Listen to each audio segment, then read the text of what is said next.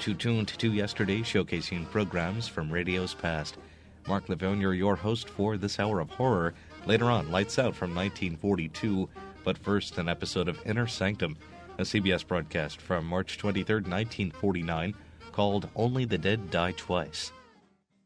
This is your host to welcome you through the creaking door into the Inner Sanctum. Say, let me tell you about the new soap opera I heard the other morning. It's a slippery little stanza called John's Other Coffin. This program poses the question, can the murderous husband be happy with the spirit of his dead wife? It seems everything went fine with his marriage till one night at dinner his wife asked him to pass the knife, which he did, right through her. Then he hit her body at the town bell. That's where he made a big mistake. Because the next morning she told on him.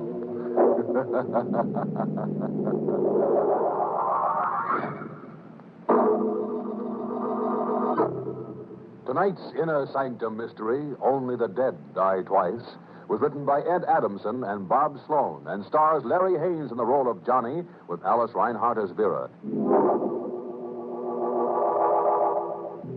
Well, folks, sit right down and make yourselves uncomfortable. If you don't see any murder you want, just ask for it. Ready for tonight's cataleptic continuity? Okay, then. Let's get to Johnny Bryce as he tells his story.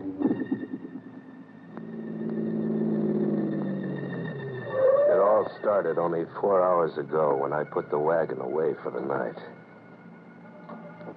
Ask me how I took a job like that, driving a hearse? Well, ask me and I'll tell you I needed a job. Any kind. But it's a job you never get used to. All the time there's that box riding in back of you. 4 hours ago, I got out of the wagon and started to head for Joe's Grill.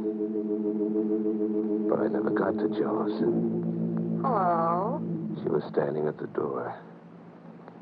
Even in the bad light of the garage, she did things to a dress that knocked your eyes out. So I picked up my eyes and looked again. I've been waiting for you. All your life? An hour of it anyway, Johnny. Hey, you know my name. Mm-hmm. Johnny Bryce. I know a lot about you. That puts you one up on me. I'm Vera Craig. I've got something that might interest you, Johnny. Vera, you've got plenty that interests me. I've got $1,000. See? Hey, that stuff almost looks real. It is real, and it's all yours, Johnny. All you have to do for it is use that hearse. What? There's a body I want you to take away. Whose body? Alex. And who is Alec? My husband. He's in our apartment. It's 23 Grove Street. Well, the parlor handles the orders. Why didn't you call them? I couldn't. Why not? My husband has been murdered. Oh. Then you call the cops. The cops like to know about things like that. I can't call the police. You see, I murdered Alec. You killed him? Yeah. I murdered my husband. You say that like you say, pass me the sugar. It wasn't hard. He was rotten mean. I'm not sorry. I've got to get rid of the body. All you have to do, Johnny, is to get it out of the apartment and bury it. Take it out? A dead body?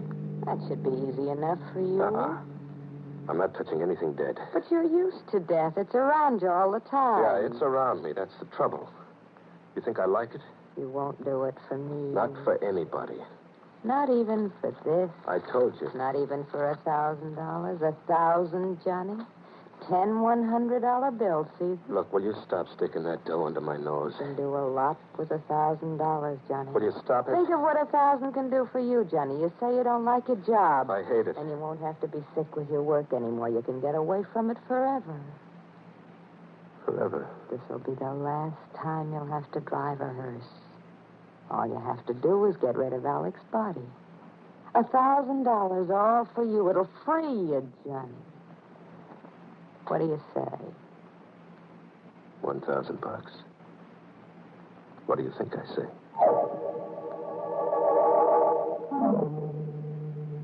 I drove the wagon to the address Vera gave me and parked it in the side alley. The house was one of those broken-down brownstones. The halls were dingy and creepy. I was trying to find the door with the name Craig on it. The hall was so dark I didn't see him standing there. You looking for something, mister? What? Yeah, what's the matter? I scare you? What are you doing here? And that's just what I was going to ask you. I don't like people sneaking around these halls. I'm the super. Oh, the super. Yeah, what do you want here? Nothing.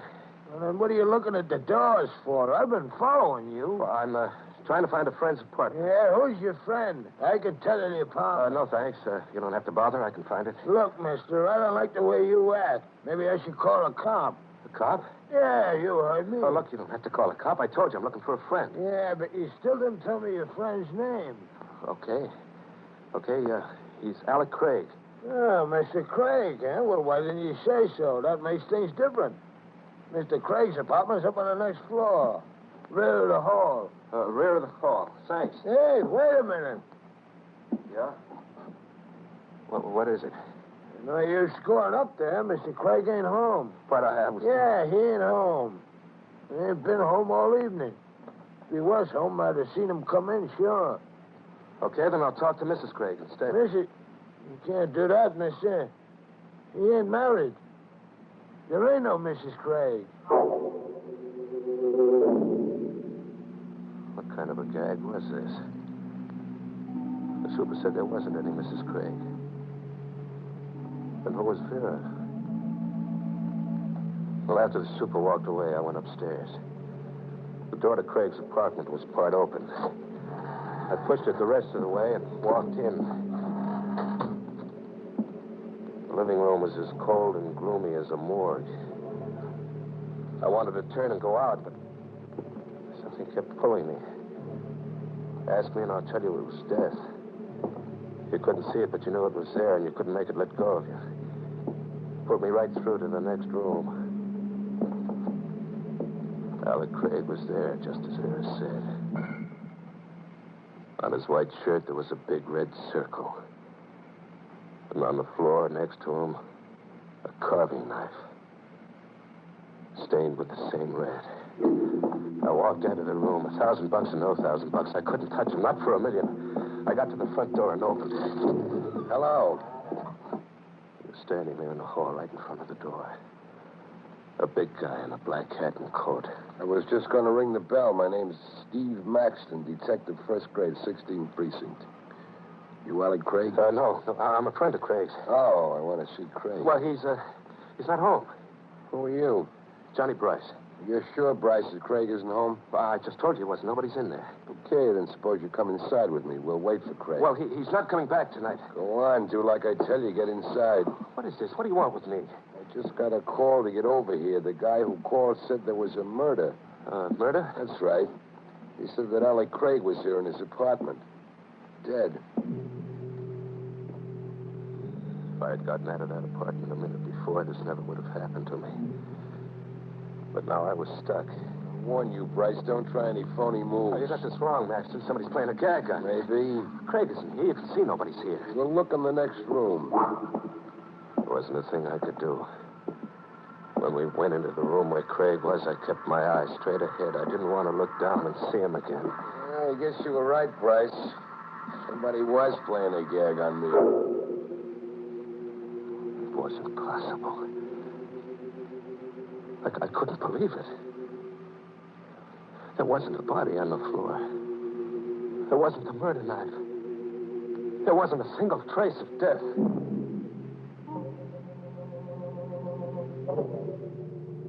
Maxton went out and left me there alone. I stood right on the spot where Craig's dead body had been. My head spinned around like one of those kids' tops that makes that whirling sound. The sound was my own voice asking myself 100 questions that didn't have any answers. And the whirling sound got worse and worse. All of a sudden it stopped.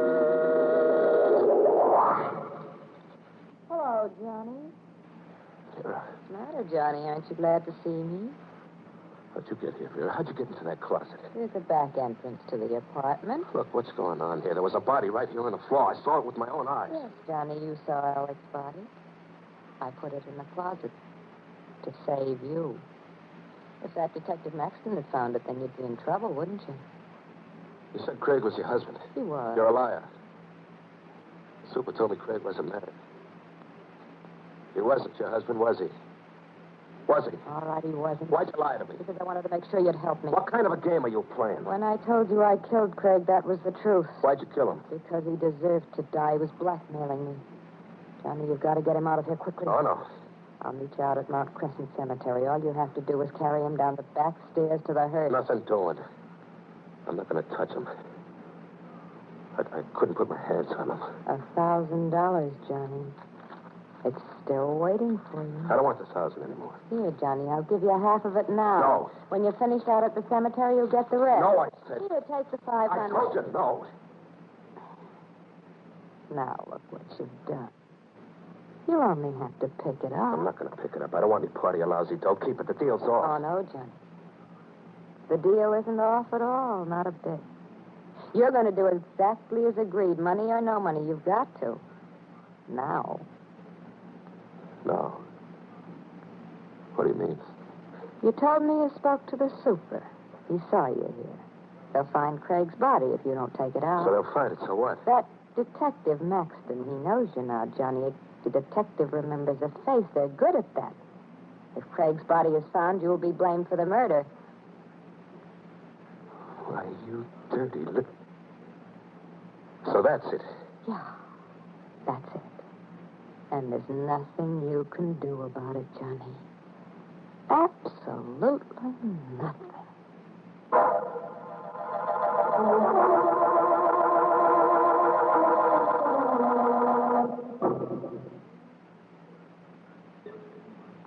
I carried Alec Craig down the back stairs to the wagon. I always thought the dead were cold and stiff. But they're not that way at all. Craig hung over my shoulder like a warm rag doll. And with each step down those dark stairs, he bounced. And his face touched mine. With each step, a scream broke loose down deep inside of me, and I had to bite my tongue to keep the scream from coming out. I finally got him to the wagon. I dropped him into the box. And I closed the lid. He was there in the box, but I could still feel his weight on my shoulder. His face brushing against mine. I shut the back door and walked to the front of the wagon. Where you going, Bryce? Maxton, I said, where you going? what are you doing here? You still didn't answer my question. To the garage. I'm putting the wagon away for the night. You didn't tell me you drove a hearse. You didn't ask me. Didn't I? No. Well, then I guess I didn't ask. I was waiting out front. You didn't come out that way. Oh, there. Backstairs, I had my wagon parked here in the alley. And why didn't you go in through the back? Huh? You went in the front way. How did you know? Oh, maybe I was outside when you got here. Maxton, who are you? You saw my badge. I'm a cop. What do you got in that hearse? Just a box. What's in the box? Nothing. Sure? It's empty. And you wouldn't mind if I had a look. Let go of my arm. I tell you, the box is empty. What are you so nervous about? Your hands shaking like a leaf. It's the box, I swear. There's nothing in it. That's what you said. What are you going to do? Nothing, Bryce. Like you said, the box is empty. I'll see you around sometime. Soon. Maxton walked out of the alley, got into a car, and drove off. What was the game they were playing, Vera, Maxton? Why did Maxton let me off so easy? I drove the wagon out of the alley and headed for Mount Crescent Cemetery, where Vera was supposed to be waiting. When I got to the river drive, I started to breathe again. Well, I was lucky after all. I steered Maxton off. And I noticed there was a car behind me. I knew who it was. Maxton. That's why he let me off, so he could tail me. I slammed the gas down all the way. He stayed right behind, the same distance. There was a curve ahead. Around at the turn and then cut off to the side of the road. I killed the lights and waited.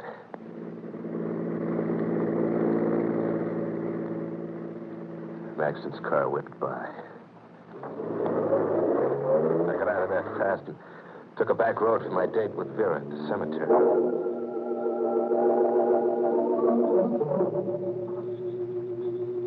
What took you so long, Johnny? Well, Maxton tailed me, Vera, but I shook him off. What is it, Johnny? For the way you look here in the moonlight. What's the matter with the way I look? There's something about you that reminds me. Reminds you of what, Johnny? Death. You're not something alive or real. Here's the shovel. You'll dig the grave over there near that tree. No, I can't do it. I can't do any more. This way, Johnny. Where you are, Bryce? Maxton. You got rid of me, eh? Maxton, believe me. I had nothing to do with it. It was all her idea. I didn't want to come out here. You picked a Lulu this time, Vera. So you found out, Steve. What are you going to do? What is this? A nice yellow Lulu. He tries to pin it all on you. What are you two talking about? So this is the spot where you two have been meeting. Meeting? Cut the act, Bryce. I don't get this. You're wasting your breath. That's not going to save you. I told my wife if I ever caught her... Vera's your wife? No use, Johnny. There's nothing we can do about it now. But I Now don't... you'll find out everything about us. Maxton was holding the gun level at Vera. She was right. He'd find out everything. Craig's body was a few yards away in that wagon. I couldn't let Maxton find that body. I waited a second, and I jumped down. Saw the gun fly out of his hand. I held him by the coat collar. He brought his right all the way around. I ducked just in time. Then I buried my fist in the middle. I heard the wind go out of him. Then he dropped to the ground. Come on, Phil. Let's get out of here. No, Johnny. He'll be around soon. We can't go yet, Johnny. Don't you see? See what? He'll find you. No matter where you go, he'll find you. I know him. You'll hang for Alec Craig's murder. But I didn't kill Craig. You did. We'll both hang. He'll fix it that way. You won't have a chance. Here. Take this. Gun? It's his. What do you want me to do? Take it, Johnny. You know what you've got to do. Kill him. Kill him? It's the only way out for you now. You've got to kill him. But I can't. I can't. All you do is pull the trigger. It's so simple. He shoved the gun into my hand. The metal of it burned my palm like a hot poker. Hurry up, Johnny. Shoot. I couldn't lift my hand. Hurry before it's too late. She picked up my hand and aimed the gun at him. Before it's too late, Johnny. Maxton was laying in the moonlight, quiet and still. I closed my eyes against the side of him. Then I felt her finger press mine.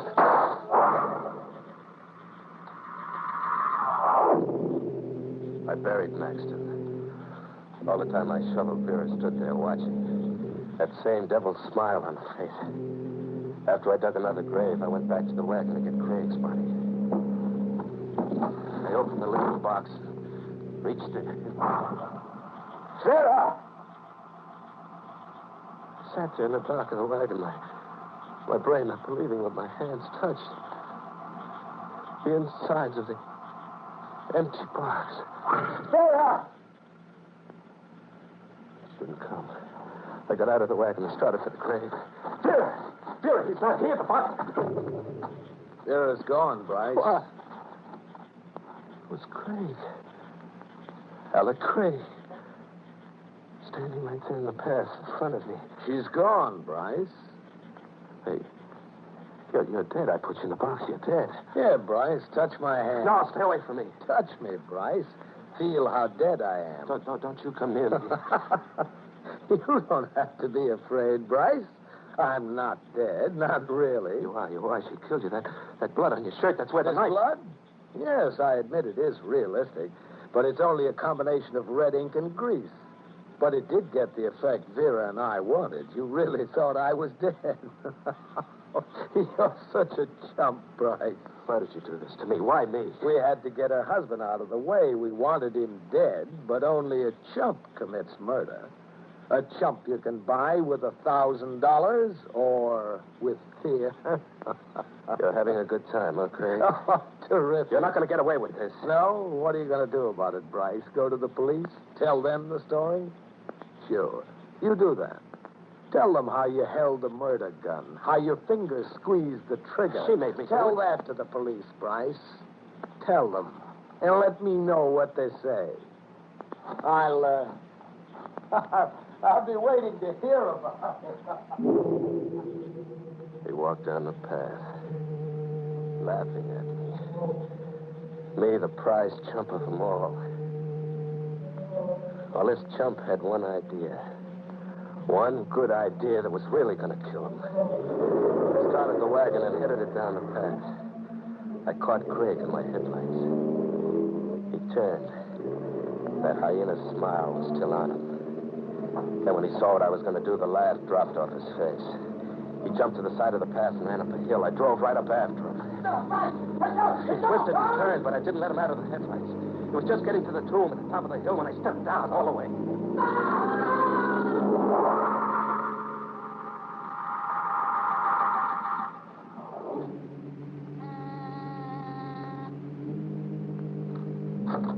Alec, what took you so long? Hello, Vera. Johnny, What's the matter? Aren't you glad to see me? what are you doing here? We'll talk about it inside. There's nothing to talk I about. said I'm coming in. Get out of here. That's no way to treat an old friend. Craig told me all about it. How you framed me into the murder. Of course he told you. It was all my idea. Cute idea. Told you before, there's nothing we have to talk about it, so you might as well leave. You're expecting Craig, is that right, Vera? None of your business now. Either you get out Craig won't be here. What? He couldn't make it, Vera. On account of he's dead. That's right, good and dead. You should have heard him scream when the wagon hit him. You should have heard him, Vera. You're lying. You wouldn't do a thing like that. You're not a murderer. Sure I am, Vera. You made me a murderer. You remember this gun, don't you, Vera? Johnny, listen. All you do is pull the trigger. It's so simple, remember? Johnny, that's $1,000. Oh, yeah. I had 1,000. This is where I came in. You can have it now. I do a lot with $1,000. Right, Johnny, that's right. You can get away from everything you hate. You won't have to be near death anymore. You can be free of it forever. The phone. What are you It's 1,000. Is it still all there, Vera? Johnny, yes, all of it, and it's yours now. You've earned it. Operator. The police. Johnny, what are you doing? Why are you calling? Hello? My name's Johnny Bryce. I want to report a murder. Oh, you crazy fool. They'll hang you. The one who was killed? Her name is Vera Max. No. The address is 23 Grove Street. The killer? Sure. His name is Johnny Bryce. No, Yeah, that's right, me. Oh, I'll be waiting right here for you. Johnny, don't do it, please. You can have 1,000. Even more, 3,000, Johnny. 5. Listen, Johnny. Even more than 5. I'll get you as much as you want. Anything. Something. Stop.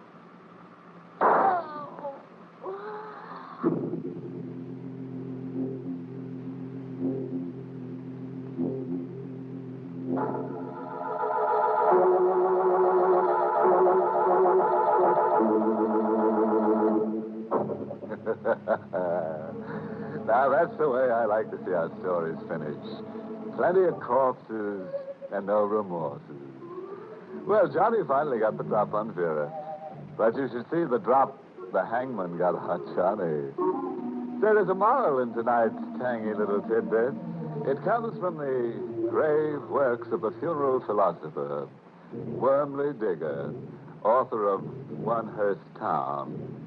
Now, how's it go? Oh, yes. When you plant a corpse, be prepared for anything. You can never tell what might come up.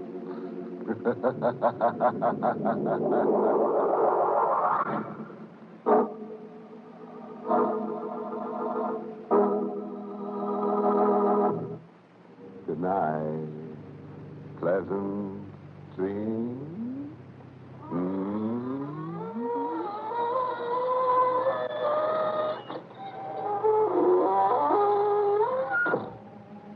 Inner Sanctum was heard in the United States over CBS, the Columbia Broadcasting System, and has been rebroadcast for servicemen and women overseas through the facilities of the United States Armed Forces Radio Service, the voice of information and education. Inner Sanctum, untuned to yesterday from March 21st, 1949, first heard on CBS. That was an Armed Forces Radio Service rebroadcast, featuring the talents of Everett Sloan, Larry Haynes, and Alice Reinhardt. Making her fifth appearance on the show, she was best known during radio's yesteryear for her title role on the soap opera Life is Beautiful. This is an hour of horror on Tuned to Yesterday. I'm your host, Mark Lavonier. Now a tale from Art Obler on his Lights Out series called Knock at the Door. The CBS episode heard on December 15th, 1942. Iron Eyes Yeast presents Lights Out. Everybody.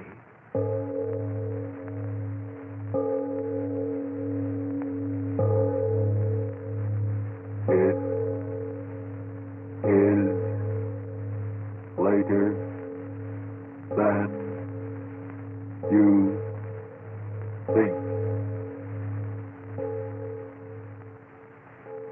Lights Out brings you stories of the supernatural and the supernormal, dramatizing the fantasies and the mysteries of the unknown.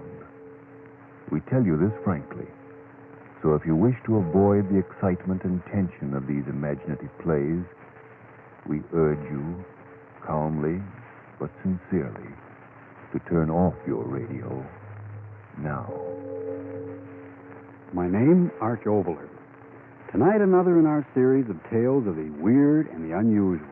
I plead with all mothers-in-law who listen to tonight's story not to send me poison pen letters. The fact of the matter is, I like mothers-in-law. I'm really not responsible for what happens in the twisted brains of my characters, am I? And now, Lights Out. Everybody.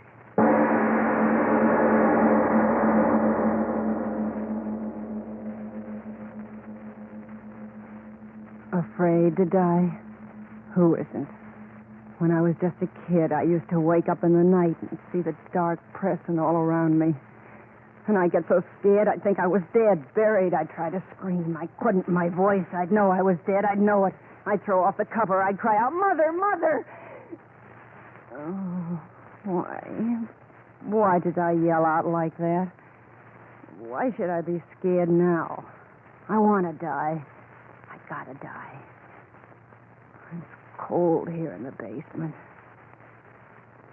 I wonder if the grave is cold. Why don't I get it over with? The rope's around my neck. One step off the ladder and I'll hang and die. And I gotta die. I gotta die. The wages of sin are death. The wages of sin are death. Funny how I seem to hear the words the way my father used to say them. The wages of sin. But was it sin? No, it was hate. I killed her because I hated her. I remember the first time we met. Jay had just married me. And we were walking along the street to his house. Oh, Ella, you'll like my ma. Really, you will. Well, Sure, she's swell. Best woman in the world. Is she? Well, I mean... Well, you're my wife now. Ella, that proves what I think of you, don't it? I guess it does. Oh, you and Ma'll get along fine.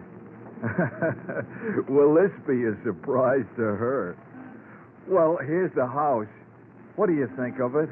Well, it's all right. Yeah. Well, in we go. Will Ma's eyes pop when she sees you?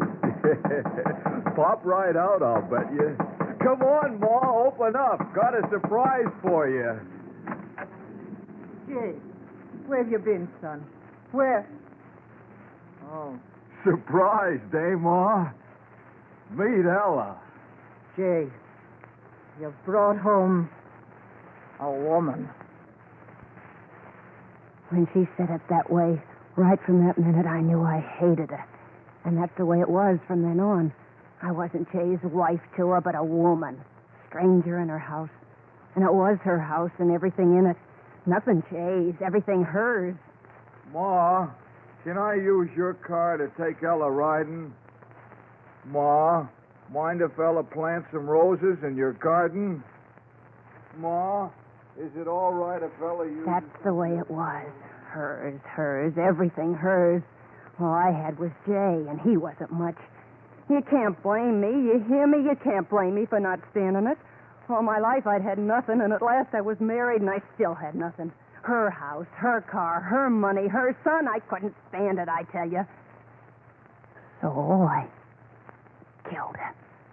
The wages of sin are death. Why do I keep hearing Pa's words in my head? I'm going to kill myself. I'm going to do it. It's just that I want to sit here on top of a ladder and think and talk about everything for a little while.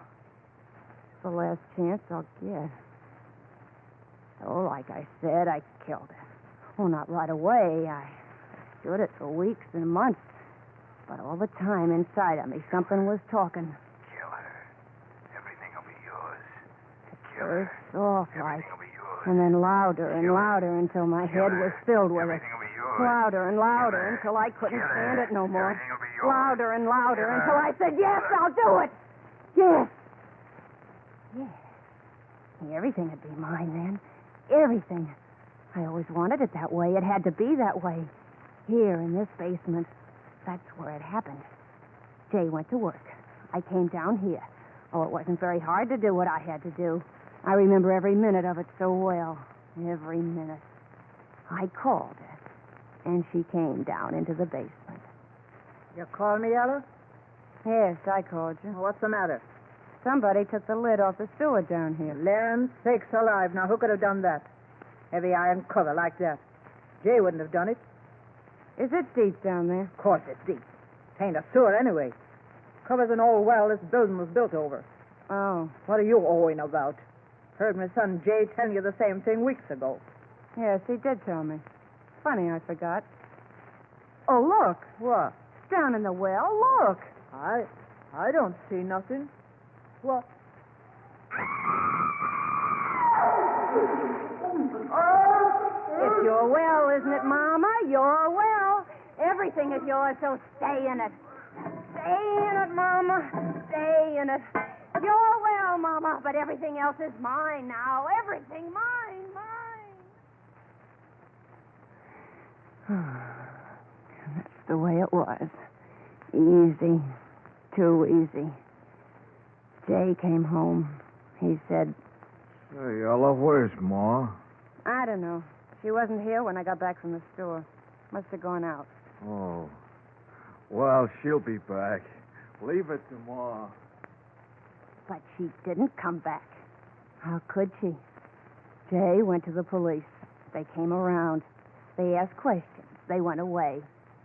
And nothing happened. It was as easy as that. Wages of sin are death. Wages of sin are death. Oh, why do I keep hearing that in my head? Why? I'm going to die. Rope around my neck. Just a little bit longer talking, just a little. She was gone. And I had her house and her son. And then I didn't want him. I tell you, he made me sick just to look at him.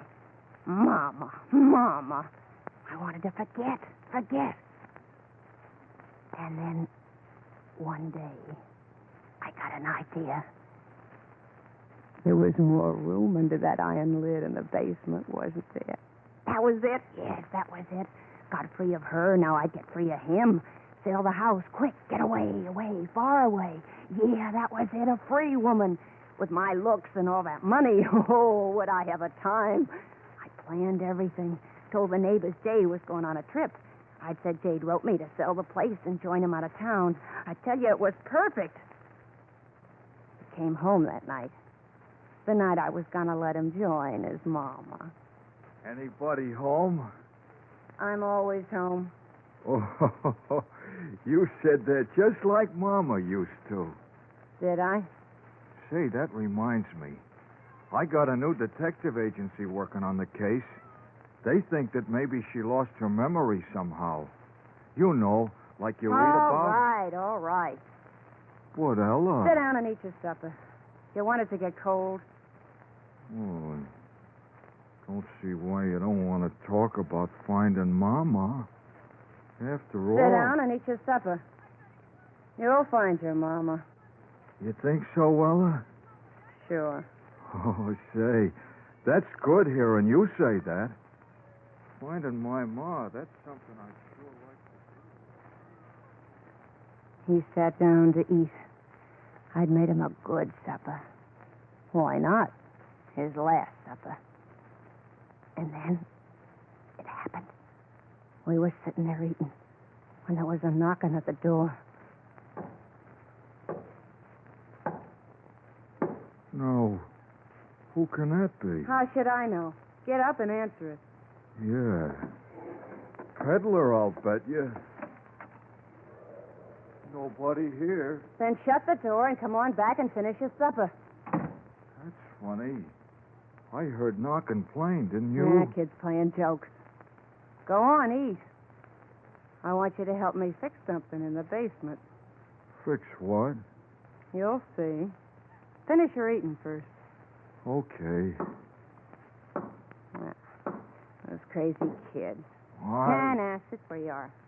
I'll go and... Hell away. Wait for what? Listen. That knocking. How funny it sounds. Those kids. But it's from the basement door. No. Well, I better go see. No.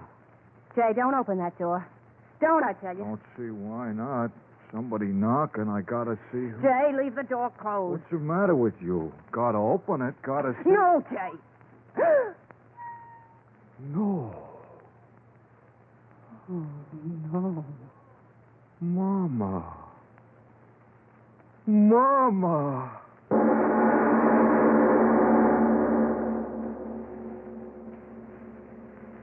Yeah. It was her, all right. There she was. Eyes glaring. Dirty, gray old hair plastered wet around her face. Standing there. I could see her with my own eyes. And yet she was dead, I tell you, dead. Jay didn't know that, no. He took that dead thing by the arm, and he led her into the room. And he sat her down in a chair. Oh, Mama. You did come back. I knew you would. We both knew it, didn't we, Ella? Now tell us, Mama, where you been.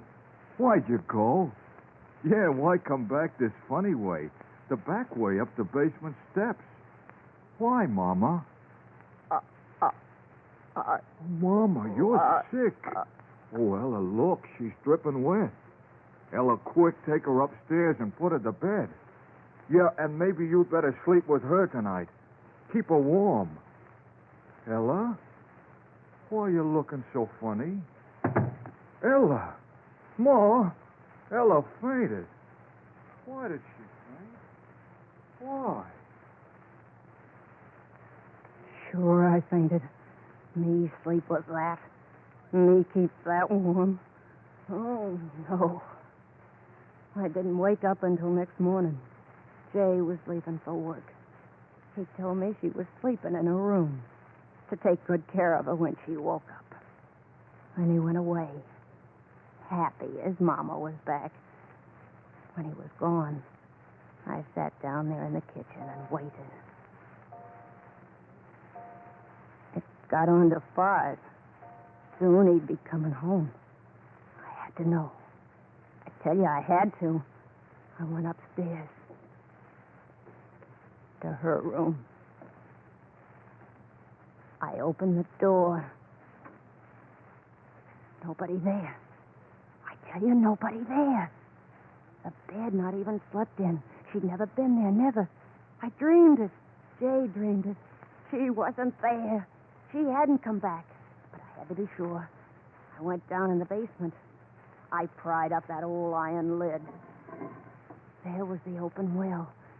I lit a lantern and held it in the black hole. I looked in. She was there. floating in the water like a big fat... Oh, but she was still there. Well, that's all that mattered. I piled things over the lid to hold it down, an old trunk, boxes, heavy things. That's what I did. Jay came home after a while. He said...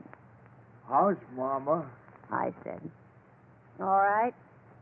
He said... Call her down to dinner, will you? I said, yeah, sure. Yeah, that's what I said. I knew Mama was all right where she was. We sat down to dinner. He kept talking about her. How funny it was that she still was sleeping. How funny it was the way she came back. But all the time I was laughing inside myself because I knew what had happened was just a strange dream we both had. Because she was dead. Dead and floating. We sat there eating. I felt good. A bad dream ended.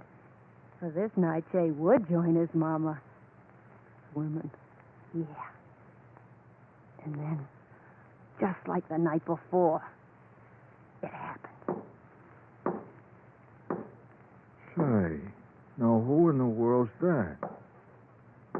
And it's the basement door again.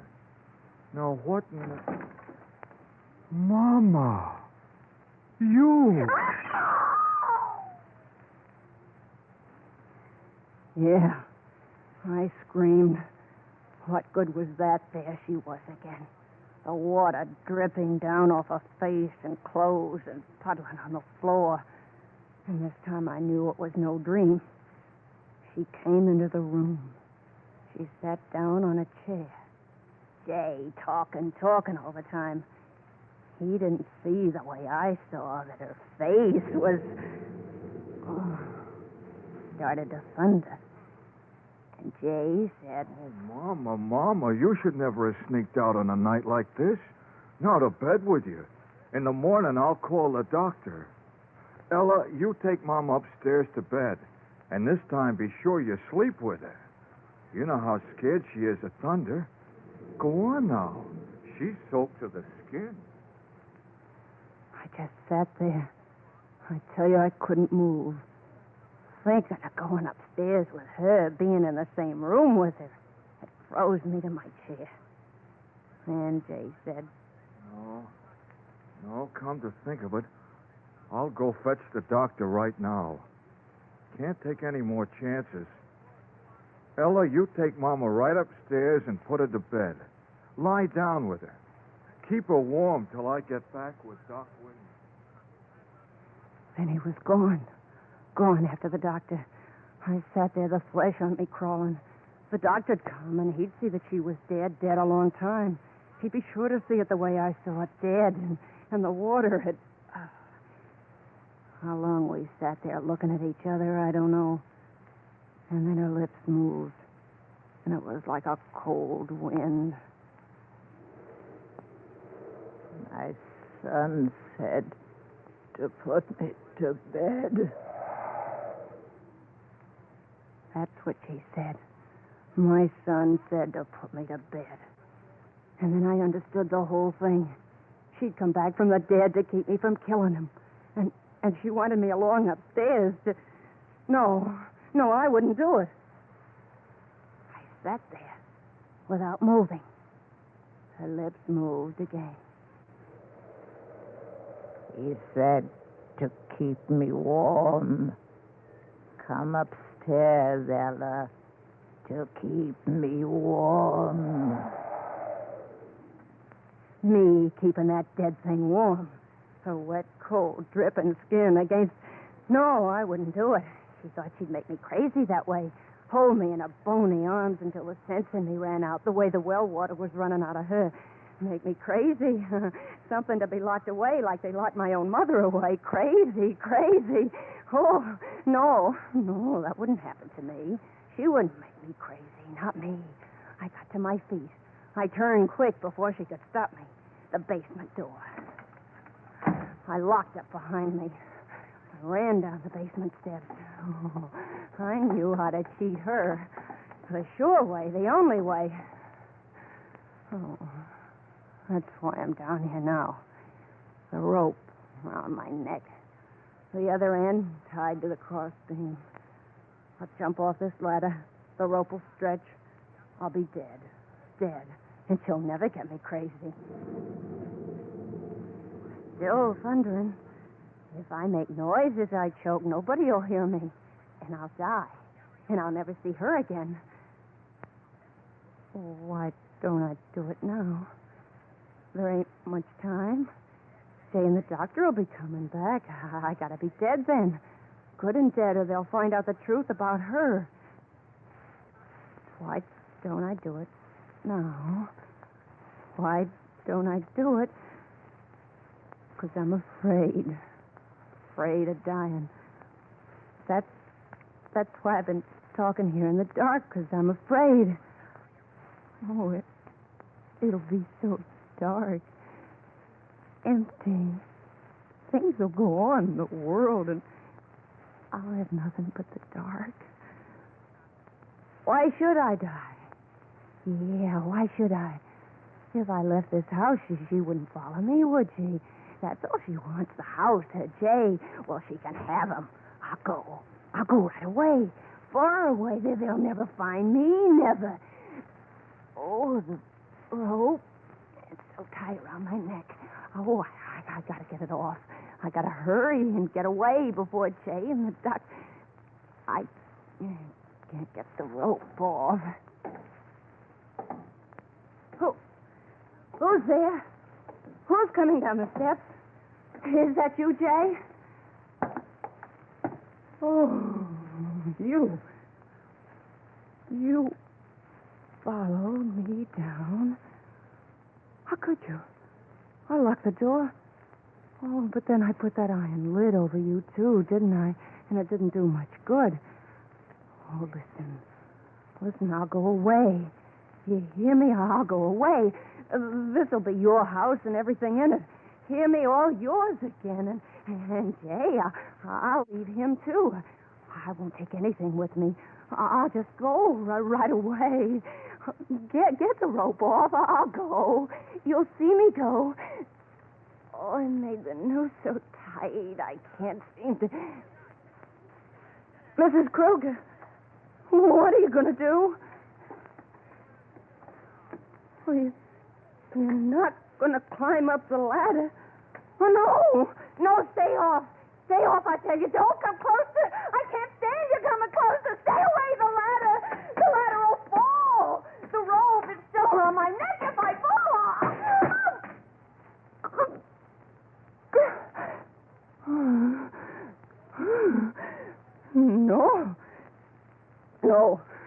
No, you won't make me die. I've got hold of the rope with my hands. I won't choke this way. My arms are strong. I can hold on to the rope above my head for a long time. Jay will be home right away. He'll get me down. I'll live. I will, and you'll still be dead. Dead. I'll tell them that you fell in the well. They'll believe me. They'll believe me. Well, say something. Say something. I know you're standing down there watching me. You're waiting for my arms to get tired, so I'll let go. But I won't let go. I won't. Jay'll be home. I can't let go. I can't. I gotta live. Oh, my arms. I'm so tired. I gotta hold on. Or the noose. Oh, cramping arm. Jay, I got a cramp. I can't hold on anymore. Jay, I wouldn't have killed you. Oh, Jay, I can't hold on. Jay!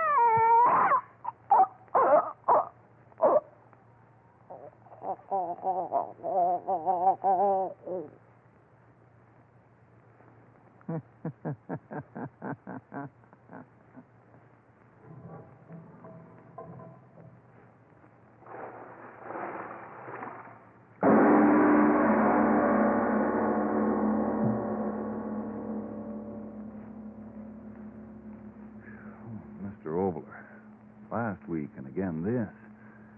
You really believe the dead can return to avenge? Well, I have an answer this week, a factual one. Frank, have you ever heard of Charles Fort? No, I haven't. Well, Charles Hoy Fort was born in 1874 and died in New York in 1932. The unusual, the supernormal, the supernatural fascinated him, just as one man might collect postage stamps. Charles Fort, for 20 or 30 years, collected records of phenomena which dogmatic science couldn't explain, strange murders and so forth.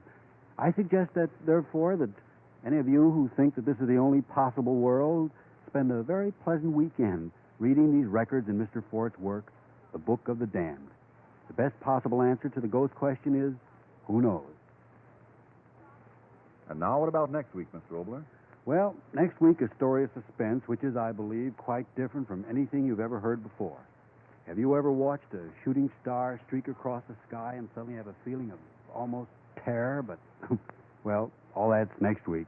Lights Out will come to you again next Tuesday at the same time. Be sure to listen to Arch Obler's weird story of the thing out of interstellar space. And if you need more vitamin B and iron, be sure to try ironized yeast, the one and only ironized yeast, with the big letters IY on the package and on each tablet. Lights Out, on Tuned to Yesterday from the 15th of December, 1942 on CBS. And we can bring the lights up, for this is the end of an hour of horror on Tuned to Yesterday. Be sure to be with us next time for more great shows from radio's past. Until our next hour together, I'm Mark Lavonier. Thanks for listening.